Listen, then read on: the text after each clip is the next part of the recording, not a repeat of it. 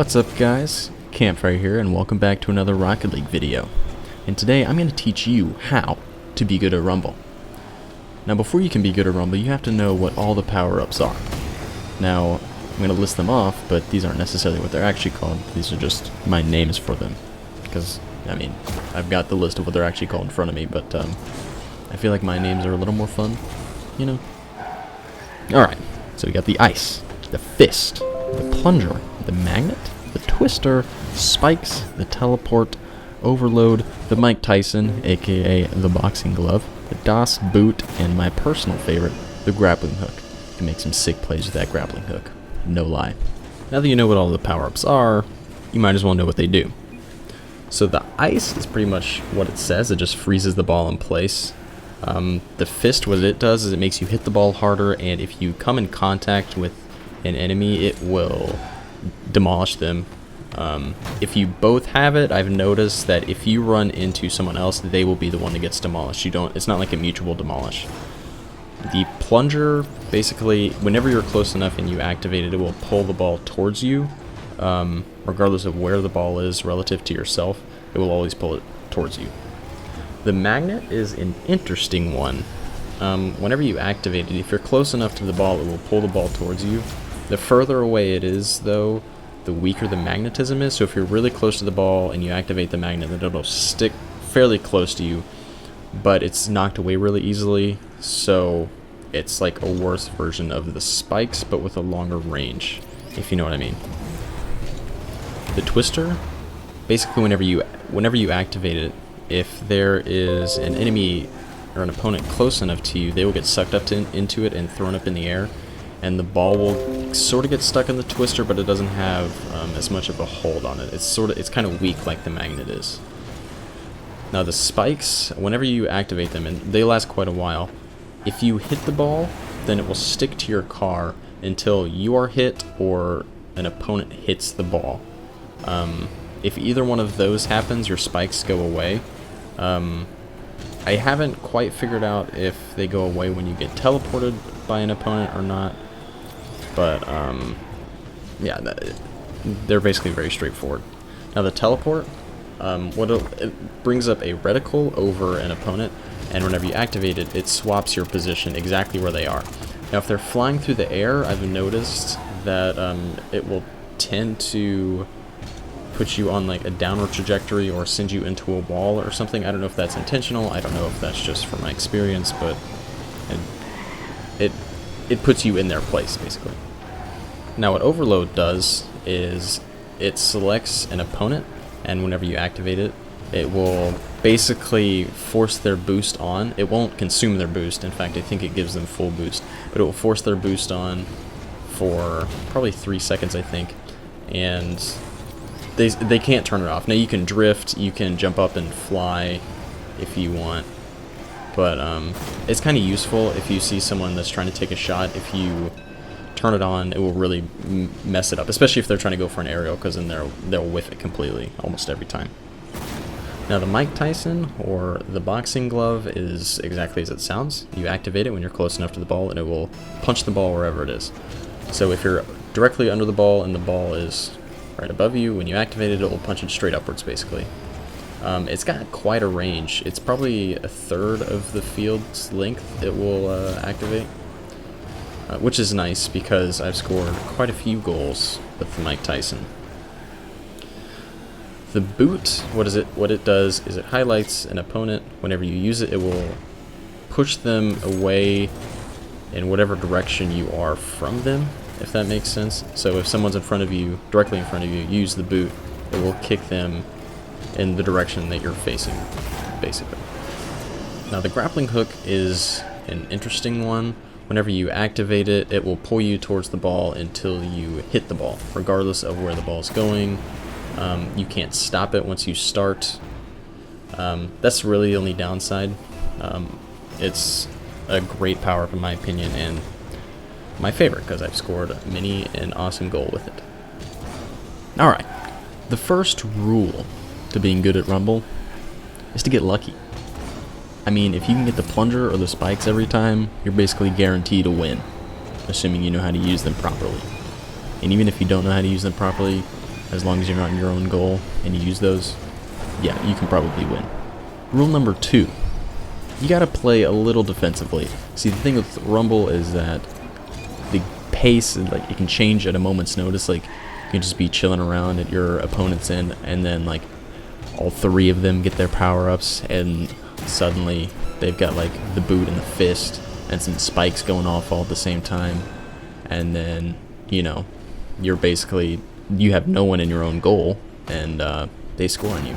So just play cautiously, you know, play like you would normally, except, of course, you have power-ups. The third rule is to be patient. You don't always have to use your power-up as soon as you get it. So, like, if you've got spikes, you don't freak out and be like, oh my god, I got spikes, I gotta use them now. No, you gotta wait until you see an opportune time to use them. Now, a lot of the times with, like, the spikes, for instance, as soon as you use them and you get the ball in yourself, you're gonna have people coming after you like there's no tomorrow. So, if I were you, if you really want to be good with the spikes, just get used to flying around. Like, just try some really weird positions, like right along the wall, and try and fly into the goal. Because, like, a lot of the times, like, you can aerial a ball just fine, but have you ever tried aerialing another moving car? Pretty difficult. So if you want to practice defensively, I mean, you could always try that as well. So yeah, rule number 3, be patient with your power-ups. Rule number 4, aerials are your friend. If you don't have a PC, if you're just on console, the aerials for the Rocket League trainer, they're really not that great. They're really difficult. I find that the real-world scenarios, like in games, are much easier to get aerials and counter aerials and stuff like that. I think the easiest aerials to practice on is the goalie training, the all-star goalie training. I feel like that's a lot more practical because you have an idea of where the ball is going, and so it's just a lot easier to practice that way.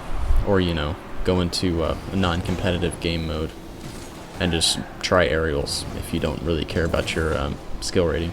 But, you know, that's just my advice. Now, rule number 5, this is an important one, so pay very, very, very close attention. Rule number 5, get lucky. Like I said earlier, Rumble is a very chaotic game mode. The ball can go from one end to the other and back again in a matter of seconds, just due to the nature of the power-ups, especially the fist. Now, the fist is, in my opinion, a game changer because on defense it is insanely effective because you can clear the ball by just tapping it, and on offense it's really effective because you can clear out the goal. You can get double demos easy, especially if they have 2 goalies sitting right next to each other.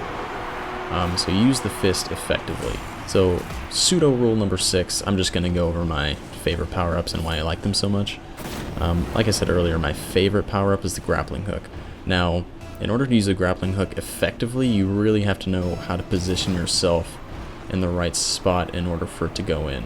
Now, the only problem with the Grappling Hook is that once you activate it, it won't stop until you hit the ball. I've seen a lot of goals scored, a lot of own goals scored by people using the Grappling Hook, and they didn't hit the ball until it was already flying in front of our own goal. And, I mean, that'll happen. It's Rumble. Like, there's not a whole lot you can do about that. Even using the spikes on defense, you can take them into your own goal by just getting bumped. Definitely my second favorite power-up is the Plunger. Now, the Plunger is a little weird to get into. A lot of the times, the most effective use is just when you're driving towards goal and the ball is behind you, just use it and fling it towards your opponent's goal to try and score. It really doesn't matter how far away the ball is from their goal. And if you're in the goal and the ball is right next to their goal, if you use it, you're pretty much guaranteed a goal. Plunger can also be used pretty effectively on defense. If it's about to go in, you can always use the Plunger to drag it back to midfield. That is a good way to use it as well. The only downside to the Plunger, accidentally using it probably, or using it and the opponent shooting it as soon as you try and drag it across midfield.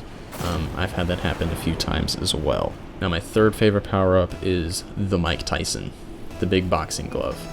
It's really effective if you know how to get into position and punch the ball in. Mike Tyson is also very effective on defense as well. If you're sitting in goal and the ball is about to drop in front of the goal and you do not want them to score, just pop Mike Tyson, man. He'll punch it right away for you. Super easy defense. Now, I know that they're not really tips. They're more like, oh, here are a few things you can do that might be helpful. Rumble is just a really crazy game mode, and there's really no strategy that you can necessarily nail down with it. It's more like getting to know how your opponents use their power-ups, whether they use them mostly for defense or mostly for offense, and then adapting. It's a very on-the-fly kind of game mode. It's not really like, you know, competitive standard where everyone has a set gameplay style, and, you know, you can adapt slightly yours to play a little more defensive or a little more offensive depending on how they like to play. The whole point of Rumble is to just have fun. It's not really a highly competitive game mode, and it's never going to be. It's just there's too much randomness in it. It's a lot of luck, really, as to, you know, if you have 3 people on your team that get spikes, they're almost guaranteed a goal, assuming that your team can avoid other players fairly easily. Regardless, take all these tips with a grain of salt. I'm no pro. Anyway, I hope you really enjoyed the video. If you did, please consider leaving a thumbs up, and if you loved it, please consider subscribing. I stream regularly, so be sure to check that out on the occasion, because I like streaming even if no one's watching. I just really hope someone will notice and like sponsor me or something. Please sponsor me. Oh my god. What? Anyway, thanks for watching, and I'll see you next time.